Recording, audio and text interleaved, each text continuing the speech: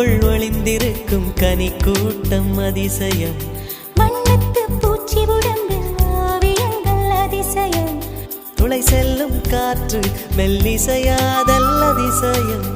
குருநாதர் இல்லாத குயில் பாட்டு அதிசயம்.